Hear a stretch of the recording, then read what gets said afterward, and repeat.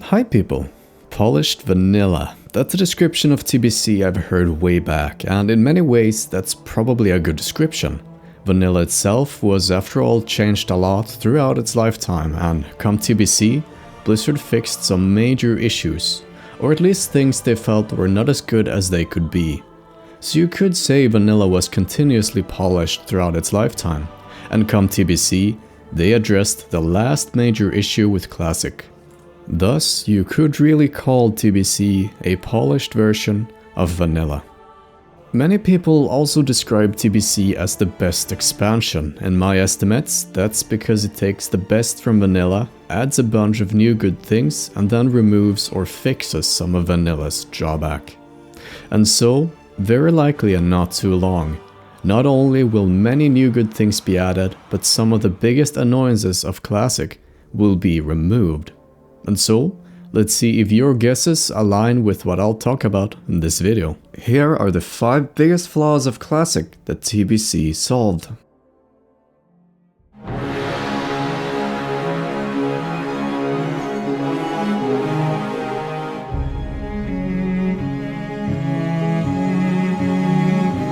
World buffs themselves weren't really too big of an inconvenience in my experience. The worst part about them was rather the players that enjoyed griefing everyone gathering them. Looking back, I have absolutely no idea why I decided to play on a PvP server. As you probably know, you cannot be dispelled or even attacked on a normal server if you're in a contested zone and you turn PvP off. But then yet again, most people probably didn't foresee just how toxic some players could be. I mean, you might get away with killing players with world buffs by just calling it world PvP, but the ones making priests or shamans, corpse running into Orgrimmar or Stormwind over and over with the sole purpose of dispelling world buffs of a player before instantly getting killed themselves, there's no excuse for that, in the sense that you can't argue that you're just playing the game normally. You're solely and intentionally trying to make other people angry and sad and tired. There were really many negatives to the world buff meta. In most of the cases, it probably didn't even save time in the end. Often you would be spending an hour or two gathering everything, only to save 20 to 30 minutes off a run. If you're genuinely interested in speedrunning, then by all means knock yourself out, have fun and try to constantly push for better times. But why would the average raiding guilds start following the speedrunning guilds metas? Well, basically because the world buffs are so strong. Many classes can probably double their damage output by gathering all the buffs. And if you are progressing, higher numbers just help tremendously. To a certain extent, it's not an issue created by the players, but rather the game design itself. The way things were made difficult in Classic wasn't really by adding complex mechanics. It was rather to simply increase the numbers. Giving bosses more health, more damage, armor and so on is really how the game is made difficult. Patchwork, for example, is a very simple fight. Still, many guilds were having big issues with the fight simply because of how small the margins for error were. And because of those small margins, randomness played a major role. A much bigger role than it really should. And yet again, that was where the world buffs were tremendously helpful, increasing your own numbers and thus increasing the margins for error. Although annoying to get and annoying to have, it's easy to see why world buffs were so demanded. But what about raids you've already cleared several times, like Molten Core or Blackwing Lair? When clearing Blackwing Lair in Phase 5, there aren't really many reasons to grab world buffs. In the end, it's a loss of time and you maybe only save 20 minutes of the clear time by spending at least an hour by gathering the buffs. Supposing you only had to gather them once. I have friends in Classic that gathered all the world buffs 3 times over for the same raid in the same afternoon just because of griefers. And I'm sure there are way worse stories. In the end, whether you're getting world buffs is of course everyone's decisions to make. But to me, in almost all cases, they never added much fun nor helped out that much. The biggest issue we had was people not being focused. Often we'd go into a raid and wipe on a boss with world buffs, and then kill it on the following attempt just because people were more focused after they had died once. Regardless, World buffs actually weren't removed with the launch of the Burning Crusade, partly because the world buff meta didn't really exist back in vanilla, and that they weren't really an issue in the same way they are today. What actually happened was the world first Lady Vashj kill by Method. If memory serves, Method went into Azeroth and got every single world buff they could, headed into the Serpent Shrine Cavern, and got the kill.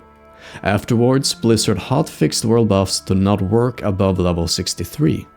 There are many questions without obvious answers regarding TBC.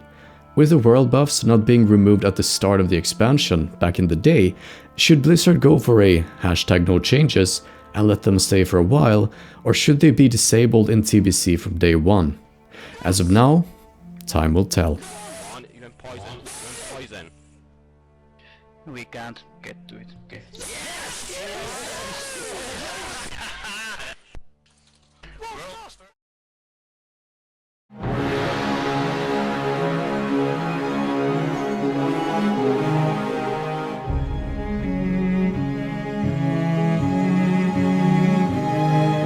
If you have ever watched a video of a classic guild speedrunning a raid, or maybe even had a speedrun yourself, the color brown should be a particularly familiar color to you. Warriors, when properly geared and buffed, are amazing damage dealers, probably the best even, which is the reason why guilds like to stack them. On the contrary, some classes are not the best damage dealers, and guilds heavily avoid bringing more than one. For example, the color green or dark orange or whatever color druids really are, they're all quite unpopular. Most guilds bring at most 3 hunters and often no more than 1 druid. But is this just a matter of players being elitists, or is it really an imbalanced game? It is no secret that warriors really have the capability to push the meters. It's also no secret that other classes will fall short, even with similar gear and the same efforts. Something which is really both sad, but also, honestly, a bit interesting. You see, there are basically 2 ways to balance things in a game. Either you make sure everyone and everything have access to all things and produce similar numbers, or you make sure each class is more niche and design things in such a way that only one class can do a certain thing. For example, only druids can combat dress or apply fairy fire. Only hunters can trank shots or solo diagonal north, at least efficiently. And only mages can do sick AoE pulls. Priests are perhaps the best healers, and warriors are the best DPSers and possibly the best tanks, at least in most situations. On top of that, PvP also mixes things up. Meanwhile, shadow priests go too soon in PvE, they melt people in PvP. Classic isn't balanced. It doesn't try to make the case that it would be, and it does not attempt to be balanced either. In a way, the balance of Classic comes from its very unbalanced state. But then again, some classes, or rather specs, simply fall short everywhere, which is, like mentioned, just sad. A spec might resonate deeply with you, but simply be too weak to be viable. You can still play it, of course, but you would have to accept that you're tuned really low. Sadly, you really can't be a strong Bunkin in vanilla, for example. Even with tremendous effort, you will likely fall short even to a mediocre mage, which in the end is both frustrating and hope draining. Eventually, you just feel like you cannot succeed, so you might be forced to abandon the spec you like the most. In TBC, as far as I know, there aren't really any meme classes, at least not like there were in vanilla. There also isn't any class stacking, at least not as serious as it was in Classic. Hunters and Warlocks are considered the best damage dealers and will likely be the most common class in raids, but they won't make up 60% of the raid as they might have done in Classic like Warriors. There are really 2 reasons for this. First of all, the meme specs have gotten big reworks and have had their weaknesses kind of fixed.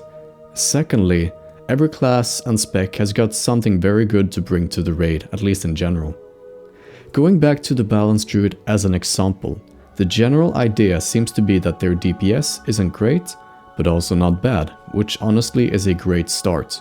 On top of that, they can talent their fairy fire to not only reduce the target's armor, but also increased the hit chance against that target by 3%, meaning everyone in the raid gets 3% free hit, not spell hit, however. They've also increased the Boomkin aura to give the party 5% spell crit instead of 3%. There are many other changes, but that's for another video. In the end, you probably want at least one player of almost all specs in a raid and TBC, which gives the player a lot more freedom in terms of picking the class and the spec they enjoy the most, instead of just considering which class is viable and pick the one they like the most or dislike the least. As for me, Boomkin will be my main come TBC.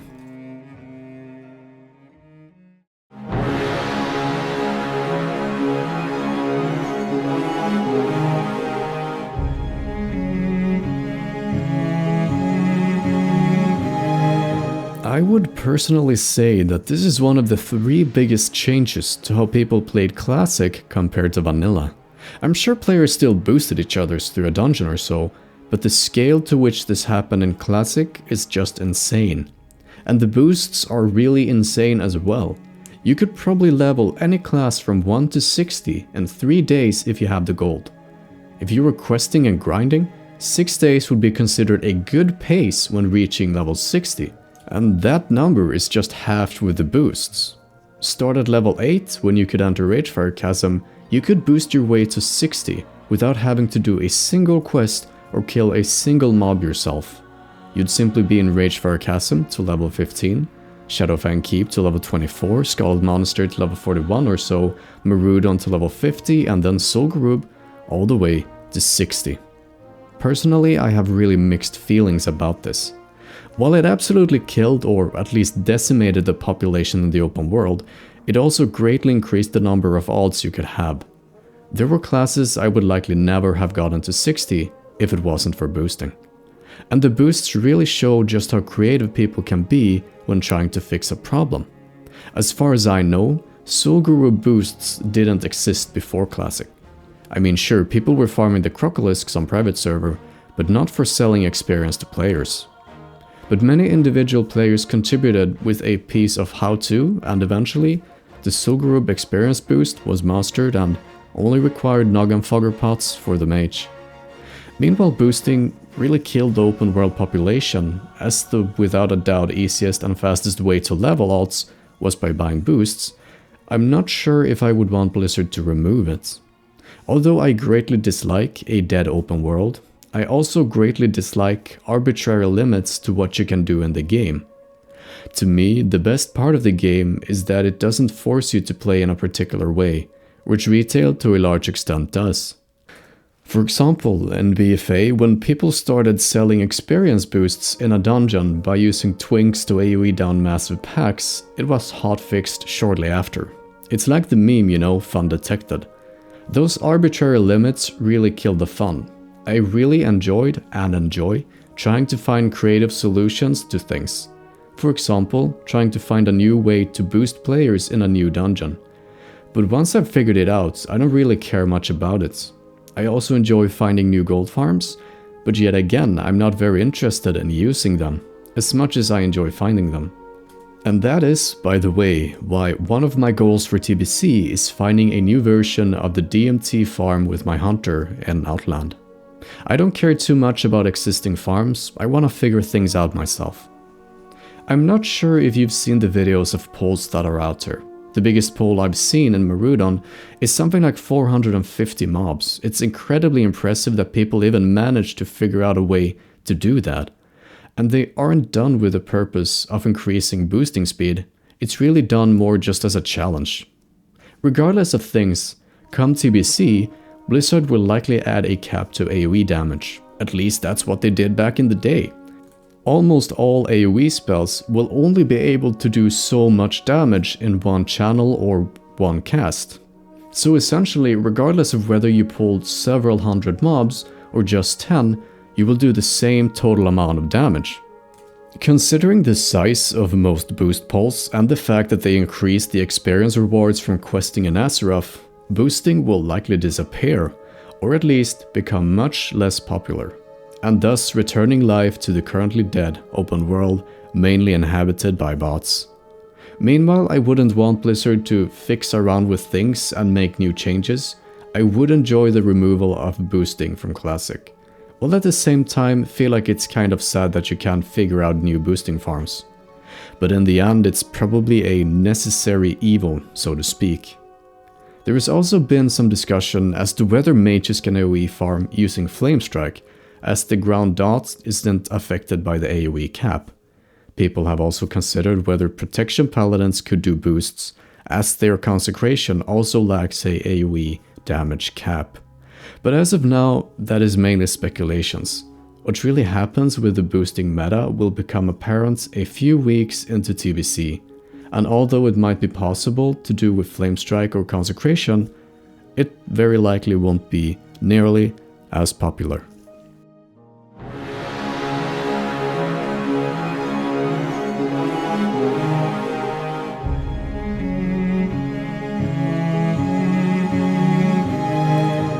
The PvP ranking system in Classic is probably the worst system in the game.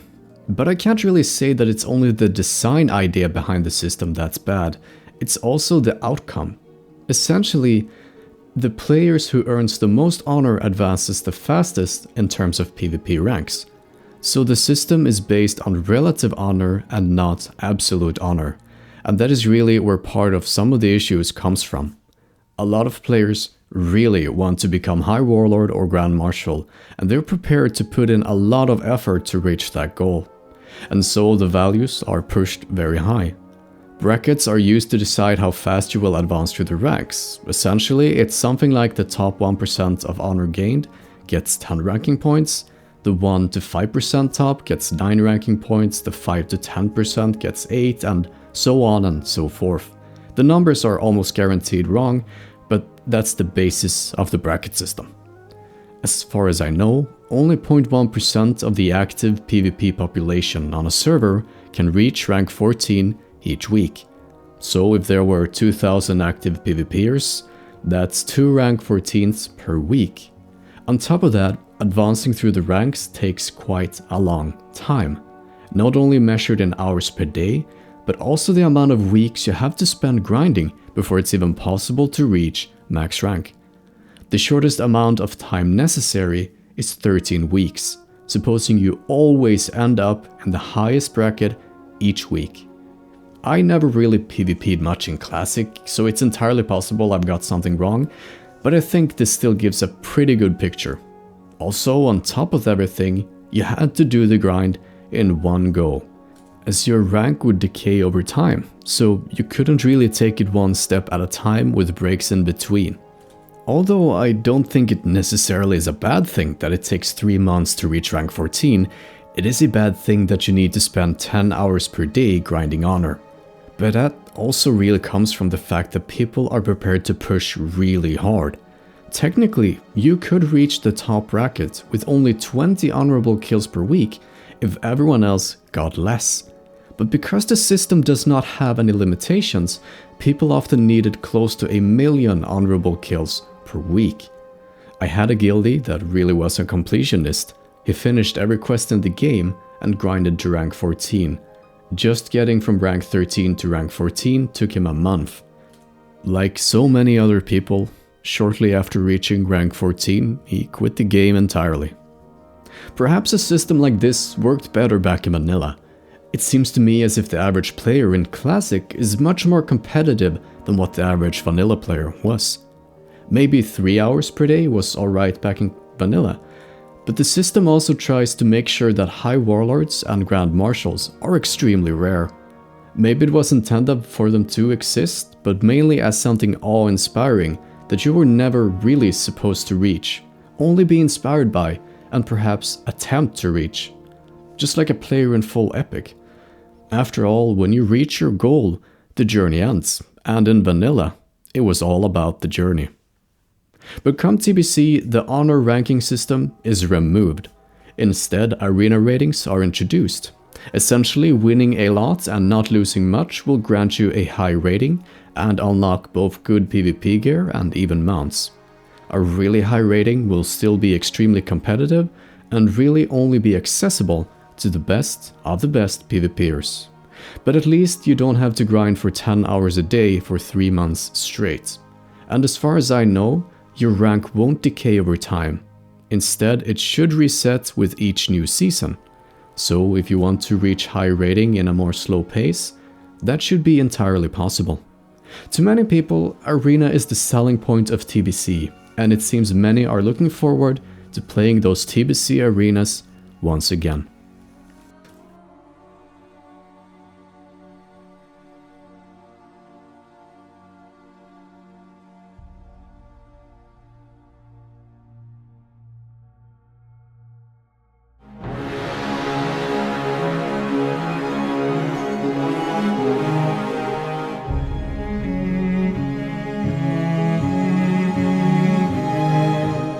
Just like class stacking originate from imbalanced classes, so does guild drama really originate from raid size.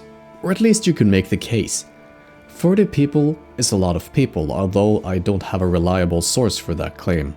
And the bigger the number, the higher the chance that you are going to have a bad egg.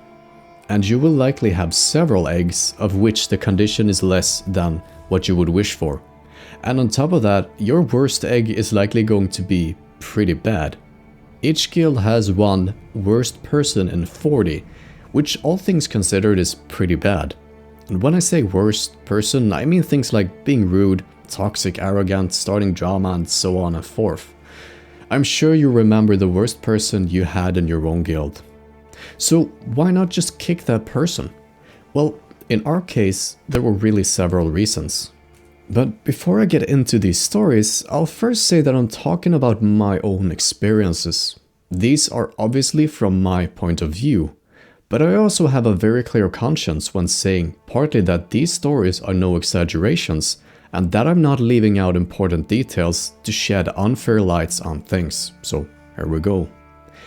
Our guild was really in a bad shape to start with. We had a guildmaster who figured that he wouldn't need to care about hits because if he didn't reach the hit cap, his aggro issues would sort themselves out. That wasn't a joke. Not from me, but not from him either. And I guess that he's technically right, but that also means he did 200 DPS as a warrior. He also brought green rings into Molten Core for several weeks.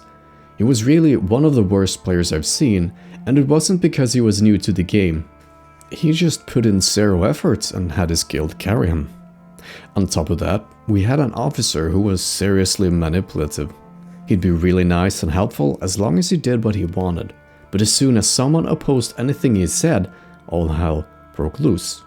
But in a subtle and behind-the-scenes way. Somehow he managed to convince our guildmaster into reserving the mage blade from Molten Core to warlocks. Of course, that was only because this officer wanted to gather full biz as soon as possible. He didn't care about other people, nor them getting their gear. Or well, I guess he cared about other people to the extent that other people could be used to get him what he wanted. Once he had gathered full biz when Molten Core was the latest raid, he suddenly had to work a lot. And by work, he really meant play another game because he already gathered full biz and he didn't care a second about helping his raid. As soon as BWL came around, he returned. He also managed to convince the now new guildmaster to reserve Netharian's tears to Warlock, as they would need the hits when tanking twins in AQ. And so he got the first Netharian tier as well. Soon enough, he had gathered full biz for current content, and you'll never believe what he did next. As I'm sure a lot of people have a guilty pleasure for guild drama, and on top of that, the fact that I feel zero shame about publicly sharing how people behave like 5-year-olds, I'll go over one more officer. If someone can't openly stand for what they've said or done, then maybe they shouldn't have said or done that in the first place. So, one more officer. Or I guess two. One was really nice, and I ended up becoming friends with him. He was an officer in the Navy it turned out, so in my opinion that's a pretty solid choice for an officer in a guild. Somehow he managed to survive all the bad things for a long time and didn't quit the officer role until probably 8 months into the game. One of the major reasons as of why, from my understanding, had got to do with one final officer. The final person had a very firm belief in how things should be, and a lesser knowledge about how, well, things actually are. Just generally it seemed. If someone said something he felt wasn't correct, he could just mute that person or delete his message entirely. He also had the confidence of a god and the self-insight of a guinea pig. He really had a grandiose self-view and felt as if everything he did was right and he was deserving of everything. By the late part of the guild, not too long before it ended, I was one of the 3 officers that were still in the guild. We had decided a few officers instead of a guildmaster should lead the guild. This was shortly before Nexramas was going to open, and we were discussing who should be given the first Atiesh. Also likely the only Atiesh. When it was revealed that this special boy officer wouldn't be receiving it, he became deeply upset. He literally said that it was absolutely obvious he should be the one receiving it. At first I thought he said it as a joke. I proposed that we would let the guildies vote, to which he opposed, arguing that he was unpopular and wouldn't win a vote. Therefore, we couldn't do a vote because it meant that he couldn't win. The correlation between his way of behaving and his degree of dislike in the guild generally never seemed very clear to him. He came off as very arrogant and self-centered, 2 traits most people aren't very fond of. One of the reasons he gave as for why he really wanted it, and I suppose that in his mind him wanting something is equal to him deserving it, was that his friend way back in vanilla days wanted the staff but never got it. So he figured that he could mock his friend by getting the staff in Classic. In the end, it was decided to give the staff to a priest who was a very good player, overall helpful and nice. Shortly after that was decided, the special boy officer quit the game. The whole thing really ended with me as guildmaster, and shortly after I decided to just call it and end the guild. There was too much work needed to be done to say something I really didn't consider worth it. It was just better to start over. In the end, it was really up to myself to fix this whole situation from day one. I could have left the guild whenever, but I didn't. So that will be a lesson I take into the future, not to stick around when things are clearly wrong, at least from my point of view. Personally, I think that you should say what seems genuinely and seriously wrong to you, and if the people in charge don't at least acknowledge it, it's just time to move on. And I would recommend everyone to do the same when looking for guilds in TBC. Although there will always be bad eggs, it really helps when you almost half the amount of people needed. It's just overall easier to deal with a raid consisting of 25 players instead of 40, and the friction is almost guaranteed to be lower. And so, those were the worst things of Classic that were fixed come TBC, at least in my opinion. I asked on my Discord, which you can join by the link in the description, what their worst experiences in Classic were. Among their answers were these: world buffs and the fact that they could be dispelled, pre-mates in solo queue in Classic Battlegrounds, spell batching, PvP ranking system, huge amount of consumables required for good performance, boosting meta with a dead open world, multi-boxing, bots, raid size, and Black Lotus farmers. And come TBC, many of these things will change. Some of them have even already been fixed. With this said, I'll see you all in Azeroth until it's time to step through the dark portal. Make sure to like and subscribe, and if you should feel like giving a little something, you can do so over at PayPal with a link in the description. Anyway, that was all from me. I'll be back soon with another video, and until then, see ya!